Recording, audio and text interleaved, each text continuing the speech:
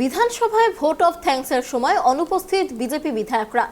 এই কারণে ক্রুদ্ধ স্পিকার বিমান বন্দ্যোপাধ্যায়। এদিন সাংবাদিকদের মুখোমুখি হয়ে বললেন, এটা একটা নজিরবিহীন ঘটনা।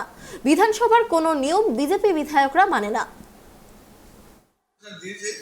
যেহেতু শিক্ষা সংক্রান্ত ব্যাপারে ডেপুটেশন, আমি ব্রাত্য বসুকেও ডেকে নিয়েছিলাম। ব্রাত্য বসু ছিলেন, ভালো আলোচনা হয়েছে। ওরা যা যা জানতে চেয়েছে ব্রাত্য বসু উত্তর দিয়েছে এবং ওরা সন্তুষ্ট হয়ে চলে গেছে।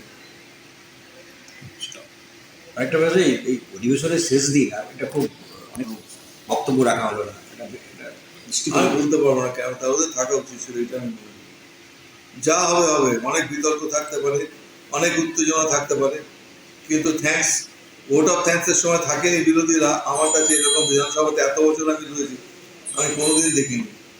কি যে ওরা করছেন ওরাই জানে। ওরা পরিষদীয় বিধিনিষেধ মানতেও চায় না, আবার সেই সঙ্গে সঙ্গে আইন দেখাতে চায় না। আইন অনুযায়ী চলুক না। আমি তো চাই যে বিধানসভা রুলস ফলো করে ওরা আসুক, বিধানসভায় বিতর্কে অংশগ্রহণ করুক, সব ব্যাপারে থাকুক, এটা তো আমরা চাই। বিজনেস অ্যাডভাইজারি কমিটিতে কেন ওরা আসবে না? ওরা তো এই একটাই কথা নাকি আমাদের পিএসসি চেয়ারম্যান তো বিজেপির লোককেই দিয়েছি। যিনি পিএসসি চেয়ারম্যান হয়েছে তিনি বিজেপির টিকিটে জিতে এসছেন, তিনি তো অন্য কোনো দলের না।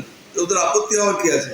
ওরা বলে দেবেন যে আমার অমুক লোককেই করতে হবে, তমুক লোককেই করতে হবে, কিন্তু সেটা আইন বলে না। আইন অনুযায়ী আমার যেটা ক্ষমতার মধ্যে মনে পড়বে, আমি যেটা মনে করবো যে উপযুক্ত লোক হবে তাকেই দেবো।